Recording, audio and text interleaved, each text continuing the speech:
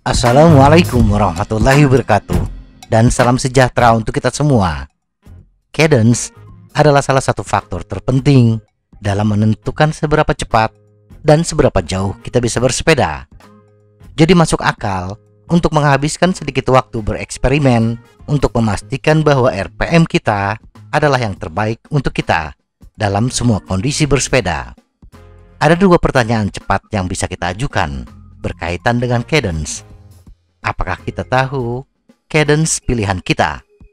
Apakah cadence yang diterapkan berdasarkan pilihan tersebut?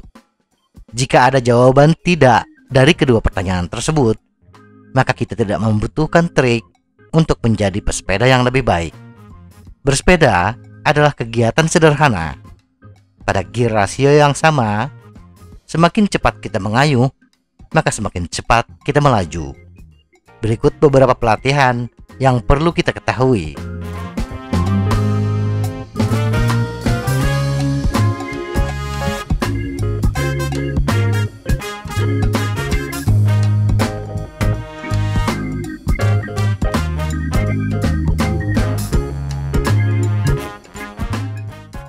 Satu, cara sederhana untuk meningkatkan FTP adalah cadence sedikit lebih cepat. Meningkatkan FTP atau target watt lainnya bisa tampak menakutkan jika itu adalah angka watt. Namun alternatif untuk meningkatkan watt adalah meningkatkan cadence. Kita tidak perlu beralih dari penggiling ke pemintal dalam semalam. Cukup peningkatan satu putaran pada RPM rata-rata kita tanpa mengubah gear rasio akan menghasilkan lebih banyak tenaga. Kelola itu dan tambahkan hanya 1 RPM dan efeknya dalam hal FTP bisa terlihat. Misal, pesepeda dengan berat total 70 kg menggunakan sepeda road bike gear rasio 50-17T, cadence awal 80 RPM, kecepatan 30,07 km per jam, dan power yang dibutuhkannya 169 watt. Dan bila cadence dinaikkan menjadi 81 RPM, kecepatan menjadi 30,45 km per jam, dan power yang dibutuhkan 175 watt, naik 6 watt. 2. Latih tubuh secara ekstrim. Di atas adalah salah satu tujuan pelatihan. Cukup naikkan 1 RPM selama beberapa minggu. Untuk menghasilkan hasil yang lebih optimal, masukkan rencana bersepeda kita di jalur yang lebih menantang. Cobalah mengayuh secepat yang bisa kita lakukan untuk jangka waktu yang panjang. Katakanlah 10 menit dengan cadence lebih dari 100 RPM. Jika cadence normal kita adalah 70 RPM. Atau coba sebaliknya, mengayuh setengah dari cadence normal atau 35 RPM, tetapi menggunakan gear rasio besar. Ketika kita melakukan latihan ini, tubuh akan bereaksi, sehingga ketika kita kembali ke bersepeda secara normal, tenaga kita akan lebih baik. Latihan ini sebaiknya dilakukan di dalam ruangan. Ingat, meningkatkan cadence atau meningkatkan gear rasio berarti kita meningkatkan kecepatan, yang cukup berbahaya bila dilakukan di jalan raya.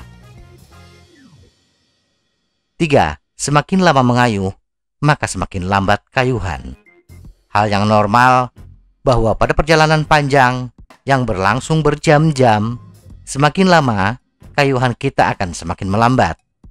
Kelelahan kaki adalah salah satu alasannya, tetapi bisa juga karena kelelahan mental. Mengayuh adalah aktivitas yang sangat biasa, dan setelah berjam-jam bisa menjadi monoton, sehingga menimbulkan kebosanan, dan efeknya kita mengayuh lebih lambat. Di samping kelelahan, semakin lama perjalanan kita, otak akan membutuhkan karbohidrat yang lebih banyak dibandingkan ke otot.